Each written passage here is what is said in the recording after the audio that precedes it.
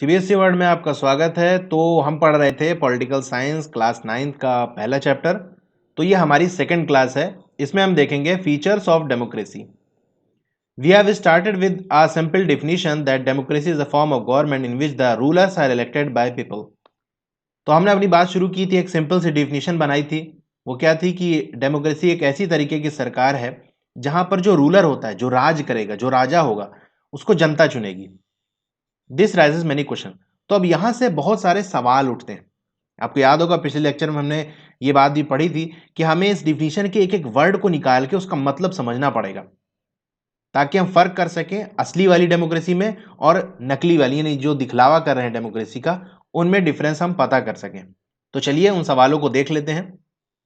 Who are the rulers in this definition. तो इस definition के अंदर जो रूलर वर्ड आया है वो कौन लोग हैं, कौन है रूलर ये। Which officials must be elected for any government to be called a democracy। किन अधिकारियों का इलेक्शन होना जरूरी है कि उनको डेमोक्रेसी कहा जाए, यानी डेमोक्रेसी कहलाने के लिए किन अधिकारियों का इलेक्शन जरूरी है। Which decision may be taken by non elected officials in democracy। तो एक डेमोक्रेसी के अंदर उस अधिकारी का जिसको इलेक्शन के जरिए जो न जीता हो, नॉन इलेक्टेड हो, वो क्या डिसीजन ले सकता है, क्या फैसले कर सकता है। तो ये सारे सवाल एक एक करके हम पढ़ेंगे अभी आगे। अभी सिर्फ सवाल आप सुनते रहिए। What kind of election constitutes a democratic election. किस तरीके के इलेक्शन को, किस तरीके के चुनाव को हम कहेंगे कि हाँ ये एक डेमोक्रेटिक इलेक्शन है। What condition must be fulfilled for an election to be considered democratic. क्या कंडीशन पूरी होना जरूरी है, क्या शर्तें पूरा होने जरूरी है उस इलेक्शन के अंदर, जिससे हम कह सके कि हाँ ये एक डेमोक्रेटिक इलेक्शन है। Who are the people who can elect the rulers और गेट इलेक्टेड एज रूलर। वो कौन लोग हैं जो अपने रूलर को इलेक्ट कर सकते हैं, यानी वोट दे सकते हैं, अपना राजा चुन सकते हैं। और कौन वो लोग हैं जो इलेक्शन में खड़े हो सकते हैं कि उनको वोट देकर रूलर बनाया जा सके। Should this include every citizen on equal basis. क्या यहाँ पर सारे नागरिक बराबर होते हैं, यानी सारे नागरिक को बराबर अधिकार है कि हाँ वो या इलेक्शन में खड़े हो सकते हैं या वोट दे सकते हैं। Can a democracy deny some citizen this right. क्या कुछ लोग हैं, जनता, कुछ ऐसी जनता है जिसको ये अधिकार नहीं मिलता। जैसे मैं आपको बता दूं, 18 साल से अगर आप कम है तो वोट नहीं दे सकते हैं। तो क्या है कि जो 18 साल से कम है वो भी तो सिटीजन है, नागरिक हैं, लेकिन उनको ये अधिकार नहीं मिलता। तो यही सवाल पूछ रहा है, क्या कुछ लोग हैं जिनको ये अधिकार नहीं मिलता। Finally what kind of a form of government is democracy. तो आखिरी सवाल ये है कि किस तरीके की ये सरकार बनती है डेमोक्रेसी के अंदर। Can elected ruler do what ever they want in democracy. क्या जो इलेक्शन जीत कर लोग रूलर बने हैं, क्या जो चाहे वो कर सकते हैं, क्या पूरी आज़ादी होती है। और must a democratic government function with some limits. या फिर ऐसा है कि कुछ हदें उनकी तय कर दी गई होती हैं जिसके अंडर उनको काम करना होता है, वो अपनी लिमिट को क्रॉस नहीं कर सकते, अपनी हद पार नहीं कर सकते। Is it necessary for democracy to respect some right of citizens. क्या डेमोक्रेसी के लिए जरूरी है कि कुछ नागरिकों के अधिकारों का वो सम्मान किया जाए। Let us consider each of this question with the help of some example. तो ये सवाल हमारे सामने उठे, अब हम क्या करेंगे, एग्जाम्पल की मदद से इन सारे सवालों का जवाब देंगे ताकि चीजें आपको अच्छे से क्लियर हो जाए। तो पहले सवाल का जवाब आपको इस टॉपिक में मिलेगा, major decision by elected leaders. Pakistan का केस है ये। In Pakistan general Parvez Musharraf led a military coup in October 1999। तो पाकिस्तान के अंदर जो वहां के आर्मी के जो लीडर था, जनरल परवेज मुशर्रफ, उसने क्या किया, तख्ता पलट कर दिया। ये कूप क्या होता है। कूप का मतलब होता है अगर कोई सरकार इलेक्शन जीतकर बनी हुई होती है, उसको कोई हटाकर कोई दूसरा वहां पर कब्जा कर लेता है, तो हम क्या कहेंगे कि कूप हुआ है। और अगर मिलिट्री ऐसा काम करती है, यानी इलेक्शन जीती हुई सरकार को हटाकर अगर मिलिट्री खुद रूल करने लगती है, खुद राजा बन जाती है, तो हम कहते हैं मिलिट्री कूप हुआ। तो परवेज मुशर्रफ ने भी 1999 में यही किया, उसने एक मिलिट्री कूप किया, यानी जो नवाज शरीफ की सरकार थी उसको हटाकर खुद वहां लीडर बन गया। He overthrows a democratically elected government and declare himself the chief executive of country.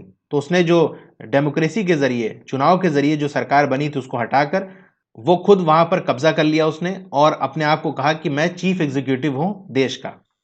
Letter he change his designation to president. और बाद में उसने अपनी पोस्ट को बदलकर अपने आप को राष्ट्रपति घोषित कर दिया कि मैं अब देश का राष्ट्रपति हूं।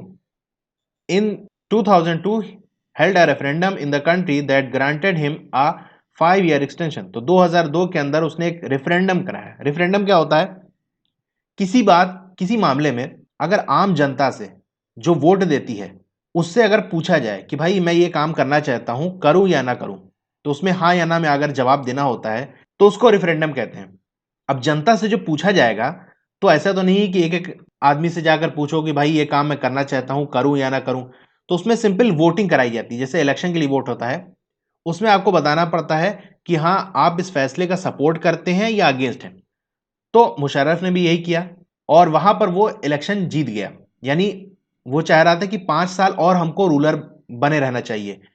तो वहां पर वहां के लोगों ने वोट दिया और कहा ठीक है, आप 5 साल और रूल करिए, आप 5 साल और राष्ट्रपति बने रहिए। Pakistani media, human right organisation and democracy activist said that the referendum was, तो जो पाकिस्तान की मीडिया थी और ह्यूमन राइट ऑर्गेनाइजेशन यानी इंसानों के हक की बात करने वाली जो संस्थाएं हैं और डेमोक्रेसी के लिए काम करने वाले जो लोग थे, उन्होंने कहा कि ये जो रेफरेंडम है was based on malpractice and fraud. तो उन्होंने कहा ये जो रेफरेंडम हुआ है ना, ये जो लोगों से राय ली है और आपको सपोर्ट भी मिल गया है कि हाँ रूल करो, तो ये एक भ्रष्टाचार है और एक फ्रॉड किया है आपने। यानी लोग आपको सपोर्ट नहीं करते, आपने गलत रिजल्ट शो किया है। In August 2002 he issued a legal framework order. तो 2002 के अंदर परवेज मुशर्रफ ने एक लीगल फ्रेमवर्क ऑर्डर पास किया, यानी एक कानूनी ढांचा, कुछ कानून बना दिया और एक ऑर्डर के फॉर्म में उस कानून को रिलीज कर दिया। That amended the constitution of Pakistan. तो उस ऑर्डर में क्या था कि उसने जो पाकिस्तान का संविधान था उसको बदल दिया। According to this order the president can dismiss the national and provincial assemblies. तो उस ऑर्डर के तहत उसको ये पावर मिल गई कि जो राष्ट्रपति है यानी परवेज मुशर्रफ है, वो नेशनल असेंबली और प्रोविंशियल असेंबली को डिसमिस कर सकता है, बंद कर सकता है, खत्म कर सकता है। अब ये क्या है, थोड़ा सा समझ लेते हैं। पाकिस्तान के अंदर नेशनल असेंबली होती है, हमारे यहाँ उसी को हम लोकसभा कहते हैं, जहां पर सांसद बनकर जाते हैं, मेंबर ऑफ पार्लियामेंट इसको कहते हैं, एमपी। दो होता है ना हमारे यहाँ, लोकसभा और राज्यसभा। तो लोकसभा की जो बात हो रही है, जो हमारे यहाँ लोकसभा है वो पाकिस्तान में वही नेशनल असेंबली कहलाती है। और जो हमारे यहाँ लेजिस्लेटिव असेंबली होती है यानी स्टेट की, जहां विधायक वगैरह जीत कर जाते हैं, जो अलग अलग स्टेट की होती है, यूपी, बिहार, गुजरात, इस तरह से होती है, तो उसको वहां पर पाकिस्तान में प्रोविंशियल असेंबली कहते हैं। यानी सिंपल कह लें कि इस ऑर्डर के तहत वो अगर डिसमिस कर देता है नेशनल और प्रोविंशियल असेंबली को, तो होगा क्या, जो सांसद बने हैं, जो विधायक बने हैं, वो अब ना सांसद रह पाएंगे ना विधायक, उनका वो टाइटल हट जाएगा और उनकी पावर छिन जाएगी। तो ये ताकत किसके पास थी? राष्ट्रपति के पास, कि वो अगर ऑर्डर कर दे, डिसमिस कर दे, तो सारे विधायक और सांसद की पावर हट जाएगी। The work of the civilian cabinet is supervised by the national security council which is dominated by military officers. तो जो सिविलियन कैबिनेट है, यानी जो देश को चलाने वाली दो चीज होती है, एक मिलिट्री वाला देखता है मामला और एक आम जनता से जुड़ा हुआ जो मामले होते हैं उसको देखा जाता है। तो जो आम जनता से जुड़े हुए जितने भी ऑफिस हैं या जितने भी काम हो रहे हैं, उस पर नजर कौन रखेगा? National security council. एक काउंसिल है जो देश की सुरक्षा के बारे में यानी पाकिस्तान की सुरक्षा के बारे में जो देखती है, तो वो इस पर नजर रखेगी कि कैसे ये काम कर रहे हैं। Which is dominated by military officers. और ये जो नेशनल सिक्योरिटी काउंसिल है, इसके अंदर कौन लोग हैं? जो मिलिट्री के ऑफिसर्स हैं, वही लोगों का यहां पर कब्जा है। After passing this law elections were held to the national and provincial assembly. अब ये लॉ पास हो गया, कानून पास हो गया, ठीक है। उसके बाद भी इलेक्शन हो रहे थे, यानी विधायक भी बन रहे थे, सांसद भी बन रहे थे। So Pakistan has had election, elected representative have some powers. तो सीधे से देखें तो पाकिस्तान के अंदर इलेक्शन हो रहे थे और जो विधायक बनेंगे, सांसद बनेंगे, उनके पास पावर भी मिल रही थी। But the final power rested with military officers and the general Parvez Musharraf himself. लेकिन जो फाइनल पावर थी, जो सबसे बड़ी ताकत थी, वो मिलिट्री के अधिकारियों के पास थी और परवेज मुशर्रफ के पास खुद थी। Clearly there are many reasons why Pakistan under general Musharraf should not be called a democracy. तो आप देख सकते हैं, आप खुद ही ईमानदारी से देखो, क्या पाकिस्तान के अंदर डेमोक्रेसी कह सकते हैं हम कि डेमोक्रेसी है? तो बहुत सारी वजह थी जिससे हम कह सकते हैं कि परवेज मुशर्रफ के अंडर में, कंट्रोल में, पाकिस्तान एक डेमोक्रेटिक कंट्री नहीं रह गया था। But let us focus on one of these. लेकिन एक बात पे हम जरा गौर कर लेते हैं। Can we say that the rulers are elected by people in Pakistan? क्या हम ये कह सकते हैं जो रूलर हैं उनको पाकिस्तान की आम जनता इलेक्ट कर रही है वोट देकर? कैसा है? Not quite. तो भाई ऐसी बात नहीं है। People may have elected their representative to the national and provincial assemblies.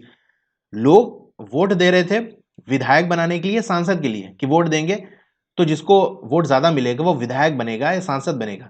तो नेशनल असेंबली और प्रोविंशियल असेंबली के लिए वोटिंग हो रही थी, but those elected representative were not really the rulers. लेकिन वो जो इलेक्शन जीते थे वो असल में रूलर नहीं थे। रूलर कौन था? राजा कौन था? वो राष्ट्रपति, जो सबसे बड़ी पावर इसके पास थी, वो कौन था? वो परवेज मुशर्रफ था। तो उसको तो वोट देके नहीं बनाया था ना किसी ने, वो तो अपने से कब्जा किया था। और जिनको हमने वोट दिया था, यानी पाकिस्तान वालों ने जिसको वोट दिया था, उसको तो ये परवेज मुशर्रफ जब चाहे हटा सकता था, क्योंकि उसके पास पावर थी, उसने लीगल फ्रेमवर्क ऑर्डर किया था। They can not take the final decision, वो आखिरी फैसला नहीं ले सकते थे जिनको आपने वोट दिया है। The power to take final decision rested with army official and with Pervez Musharraf and none of them were elected by people. तो जो आखिरी फैसला लेने वाली जो पावर थी वो आर्मी के अधिकारियों के पास थी और परवेज मुशर्रफ के पास थी, और इन दोनों लोगों को ही आम जनता ने इलेक्ट नहीं किया था। This happens in many dictatorship and monarchies. तो ये होता है बहुत सारे डिक्टेटरशिप में और मोनार्कीज में, ये चीजें होती हैं। They formally have an elected parliament and government but the real power is with those who are not elected. तो दिखलावे के लिए क्या करते हैं, उनके यहाँ एक पार्लियामेंट भी बन जाती है और इलेक्शन भी हो जाता है, और दुनिया को दिखाते हैं कि देखो भाई इलेक्शन हो रहा है, वोटिंग हो रही है, हमारे यहाँ डेमोक्रेसी है। लेकिन जो असल जिसके पास पावर होती है, जो सबसे ज्यादा पावरफुल होता है, वो इलेक्शन के जरिए नहीं आया होता। In a few countries the real power was with some external power and not with locally elected representative. तो बहुत सारे कंट्रियों के हम देखें तो जो असल पावर है वो किसी बाहरी ताकत के पास है, यानी ऐसे लोगों के पास है जिनको इलेक्शन के जरिए नहीं जीते हैं, उनके पास पावर है। और जो लोकल लोग हैं, जैसे लोकल एरिया के विधायक हो गए, सांसद हो गए, जिनको इलेक्शन के जरिए जिताया गया था, उनके पास पावर नहीं है। This can not be called people's rule. तो ऐसे हम कैसे कह सकते हैं कि लोगों द्वारा रूल है, ये लोगों का रूल है? क्योंकि जो देश चला रहा है उसको तो लोगों ने चुना ही नहीं है। This gives us the first feature. तो पहली खास बात हमको पता चलती है वो क्या, in a democracy the final decision making body must rest with those elected by people. तो डेमोक्रेसी के अंदर जो आखिरी फैसला लेने वाली जो ताकत होगी वो होनी चाहिए जिसको लोगों ने चुना हो। ओके, तो ये टॉपिक यहाँ खत्म होता है। आपको वीडियो कैसी लगी कमेंट करके बताइए, अच्छी लगी हो तो लाइक ज़रूर करिए और अपने दोस्तों में शेयर करिए। और अगली वीडियो जैसे ही आ जाएगी नीचे लिंक आपको मिल जाएगा नेक्स्ट वीडियो, वहाँ से आप देख सकते हैं। Thank you.